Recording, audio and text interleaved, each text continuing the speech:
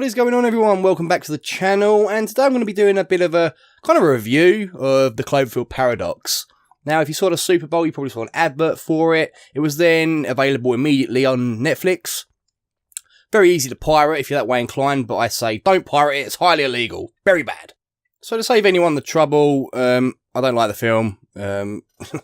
It's pretty fucking shit. It's kind of random events stitched together to make something that kind of explains the first two films, but it doesn't explain the first two films, so they're now waiting for the full film. It's all fucked up, but hey. Had to watch it to see, and I'm going to give you a point-by-point, sort of chronological order of all the main things that happen. You're going to be completely fucking confused by the end of this video, and for that reason, you shouldn't really watch it. But if you've got a spare 2 minutes or you pirate films, then fair enough, go ahead. So this film lost me about 5 seconds in. The first line, literally the very first line of the film was, "In 5 years' time, we run out of resources on planet Earth." And it's like, oh, for fuck's sake, another global warming film. And literally the whole plot is pretty much Geostorm, but with some fucked up shit happening. That's pretty much it.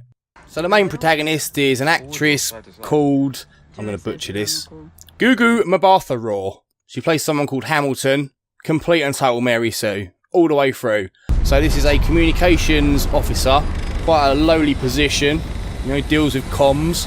She somehow saves this reality, she saves another reality, she produces some fucking power device that powers her house, she takes lead of everyone on the fucking spaceship and prevents the fucking second coming of Christ or some bullshit. It's interesting to say the least. I mean, yes, again, another female lead that just is nowhere near fucking realistic, but let's look past that and let's just go through all the really interesting things that happened.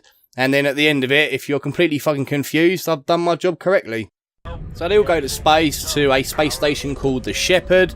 It's a particle accelerator that has to be in space because it's so fucking dangerous. They turn it on, it doesn't work. They spend about 2 years there. Then someone figures out what's going on, and then it works, and it overloads, and they get sent to another dimension, you know, as you do, you know? Just bloop, another dimension. Well, it's another reality, but it's the same reality, and they destroy the Shepherd on the other side of the reality. And yeah, it's all fucked up from there on in. So we have to kind of surmise that the reality-changing event going into another dimension has somehow fucked with the space-time continuum. Even though I don't explain any of this, the shit that happens is so fucking random that you have to kind of surmise that, yeah, everything's a bit fucked up now, and random shit can just happen whenever, wherever. Either that or the writers were just, I don't know, on fucking acid or something when they were doing the film. But the first thing that happens is this Russian guy, Volkov, he just suddenly gets a derpy eye, just out of nowhere. He just gets a derpy eye. Like, derp, derp. His fucking eye goes all lazy into the side of his head. He's fucking confused. Like, oh, why is my eye all derpy? I've got no idea what's going on here. And then he explodes full of worms. So, yeah, as you do. That's the first death of the film. Lovely. Great. Then what happens is they find a woman in the wall. Who fucking knows? You know, it's like, oh, what's this screaming behind here? Oh, hello, it's a woman. And apparently this is a woman from the other Shepherd that was in this reality that they've just gone into, and now she's somehow in the wall. For no reason. They don't explain it. Nothing. She's just in the wall. Hello there, I'm in the wall. But she got like a load of pipes through her. They take her out, obviously sort her pipes out, and then she's suddenly okay again. So who fucking knows, you know? Then the cheesiest line of the whole film is probably this guy, Keel David Ayalolawawal. I don't know what his fucking name is. He says, "This dimension is eating us alive." It's like, really? Really, bro? Really? Come on now. The writers could have done a bit of a fucking better job than that. "It's eating us alive! Oh my god, it's so fucking dramatic!" And some of the cinematography isn't quite on point with this, so it looks a little bit cheap. But let's press on. Oh god, the Irish man on the arm now. Fuck me. So for no reason at all, we just now have an Irish man that gets his arm stuck in a wall. No clue why. Never explain why. It's the same wall that the woman come out of. So it's like a little space-time continuum flux vortex fucking thing, I guess. But yeah, he gets his arm stuck in the wall, he kind of moves it around a bit, and then it's like, bloop, and his arm comes off, but his arm's not bleeding, and it's fine, and he's completely unfazed. He's like, oh, look at me little stump, yeah, lovely. And then suddenly they find the fucking arm, and the arm's moving on its own, completely unexplained. No idea why. It's just like, bloop, bloop, bloop, bloop. It's like the derpy eye, and it's like the worms exploding. Oh, and it's like the woman in the wall. No explanation, no nothing, just a strange event that they can stick in the fucking trailer for the film. Like, oh, hello there, I'm an arm. And then, but it's not his arm though, he's not controlling it. So I guess the other guy is controlling it that was also in the reality, but their space station has crashed on Earth, so how is he controlling it because he's already dead? And why is he controlling the arm that was on that guy? It's like, oh wow. So, and then the arm fucking tells him the next steps to do. So they have to then go and cut the Russian guy up, and then they somehow find a bit of their spaceship inside the Russian guy. So was this making the Russian guy go all derpy with his eye? I don't fucking know, it's so confusing. Then the Chinese girlfriend of the German scientist who's running the experiment, who's like the head geek on the fucking station, she then figures out that because it overloaded the first time due to condensation, we have to vent the condensation. So she goes to vent the condensation, but then she somehow dies from drowning right at that exact moment that she finds out it's due to condensation. You know, couldn't have written that better, you know, walk through the door, and then it explodes. So yeah, she drowns, he's all devastated. He's also kind of flagged for being a German spy because now the realities are coming together. Even though the other space station crashed into the sea on their planet, they're now getting some of the stuff happening that was on their space station happening on this station. Kind of realities colliding, I guess you could say, something along them lines. You know, who fucking knows, it's all crazy now, but Hamilton's kids are now alive on this planet, so now she wants to stay behind and go to the planet with the woman they found in the wall, but that doesn't work out because she has to save the fucking day and save, like, the entire cunting universe. But yeah, who knows, you know, Mary Sue to the rescue, you know, as you fucking do.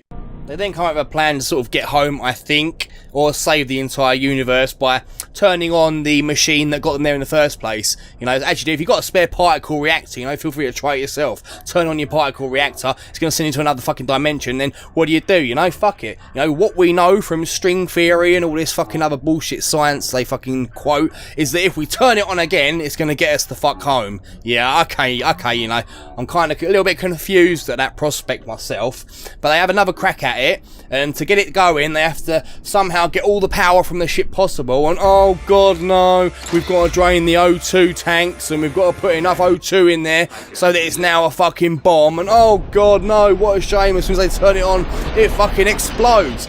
They never explain why it explodes, it's just as it's powering up, it somehow becomes magnetic. You know, the first time they did it, it didn't become magnetic in the slightest whatsoever. But now this time, because he's got a little bit of a magnetic seal around his oxygen pipe, oh, it becomes magnetic, it tears off the seal. The sealant then starts to eat the guy for some reason, no idea why. Suddenly the sealant eats him, who fucking knows, you know?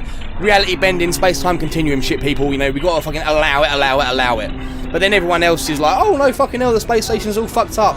And then, oh god, here we go. So then this ring that's spinning at the bottom of the station, it's now at 18 degrees from the station. And if it reaches 25 degrees, then the station will crash back down to Earth. Or something bad will happen. So then the captain goes to the section of the ship that's damaged to release the ring. But oh no! Surely not! The mechanism to release the ring is inside an airlock that has to be locked from the inside, so he has to sacrifice himself, you know, as people do in these sorts of films. As of making this video, there's still no film out there that's had engineers written into the story that are fucking smart enough to think, okay, so here's the system for jettisoning this section of the ship, I'm going to put it on this side of the airlock so they can do it without committing fucking suicide. If only that had happened for this movie, but it didn't. The captain's now fucking dead because of stupid engineering. But he does save the fucking day.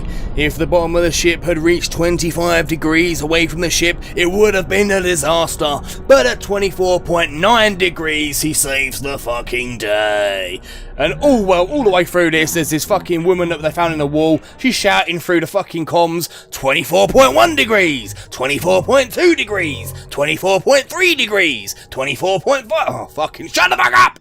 And at this point, the crew's fucking devastated. The captain's dead, a bit of their ship's hanging off, they've got no power, and who's gonna lead them? Well, dun dun dun dun dun dun dun dun dun dun. Here comes Mary Sue, the fucking most intelligent comms officer in the history of mankind. Or should I say womankind? She somehow devises a plan to not only get the woman in the wall home, but to save their universe by giving them the specs for the Shepherd. And then also somehow find enough power to power up the Shepherd, even though the last time they powered it up took all of the power, but let's ignore that fact for the moment. Get that powered up, get them home, fix their universe, sort everything out, get enough fucking energy for the entire fucking planet, stop the planet going into World War III. Don't even mention it, it's just an afternoon for Mary Sue, you know, it's a quiet day at work for her. And then, dun dun dun, the plot twist that nobody watching it ever was going to see coming, because it was so subtle. I mean, damn, there was no build-up, there was no revealing this until it actually... Fucking bullshit, of course it was fucking obvious this was going to happen. But the fucking woman in the wall turns on them, oh my god, who knew, who saw that coming? Nobody. She kills the doctor that fucking saved her, what a nice cunt this is. She then goes and shoots the German scientist twice, but he somehow survives, who who knows? And then they have a little fight, a little scuffle between Mary Sue and the other woman in the wall, you know. No men involved in this fight, but the punches they're throwing, fucking hell, they're denting the fucking hull of the ship, man. God, it's like Iron Man without a suit. Iron Woman, sorry. And then one particular example of feminist superiority is where a completely realistic depiction of how she manhandles a foosball table and literally rips it apart with her bare fucking hands because she's like that, and you know, it's a normal fucking day for her, you know, she's just ripping shit apart, rips the metal out, no problems whatsoever. She eventually wins this fight. I mean, it was edge of your seat stuff, you didn't know whether she was gonna win or not, you know. Then it's back to saving the fucking planet, the universe, both universes, the day. She's got to save her marriage. She's also got to save the children of the marriage of the woman that's on the planet of the other fucking Earth. She does that as well. You know, who fucking cares? It's just an afternoon's work, man. It's just an afternoon's work. No issue whatsoever. They overload the station to get back home, doing the same thing that got them there in the first place, even though they've got no power, but let's leave that to one side for the moment. Then when they get back home, they do the sequence again, but they do remember to vent the coolant, which was the reason it overheated in the first place, you know. The whole film was basically pointless, let's put it that way. But what do they not know? They don't know that they've ripped a hole in the space-time continuum so massive that it has the ability to tie both Cloverfield 1, Cloverfield Lane, and this one together. Somehow. Because now we have a storyline that, oh, they did a space accident that just somehow made everything okay. You know, la la la la. She crashes back to Earth in her spaceship thingamajig pod motherfucking thing as she's going through the clouds. This ginormous fucking alien monster thingy pokes its head through. Whee! It's literally like an SJW. Whee! Through the clouds. All the SJWs have combined into one super epic SJW. Whee! Oh my god, it's a lot bigger than the monsters from the first Cloverfield, so when JJ Abrams said the Cloverfield in the first film was a baby, he wasn't joking, so this is probably a proper sized Cloverfield, but then it doesn't explain at all the fucking aliens in Cloverfield Lane, but I guess, hey, fuck it, they made them aliens too. But you also have to remember that it happens on different time periods, so not only have they fucked with their time period, they fucked with all the time periods of all the films they've ever made.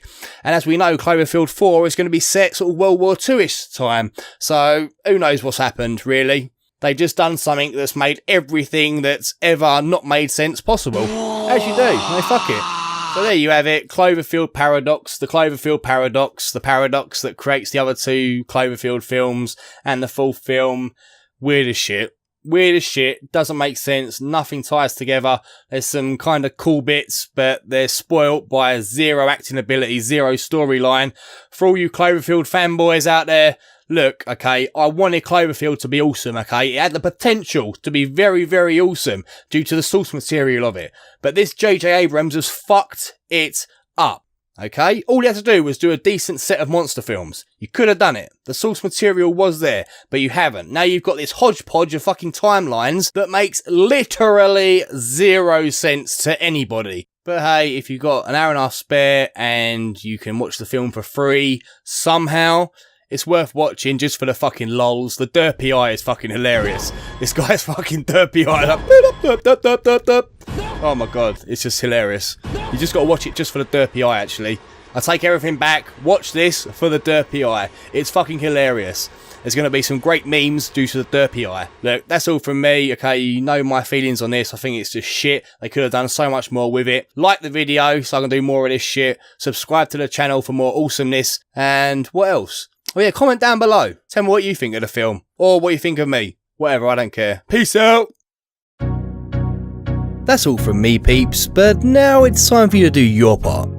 Join the conversation and share your thoughts in the comments section below. I'll do my very best to get back to all of you.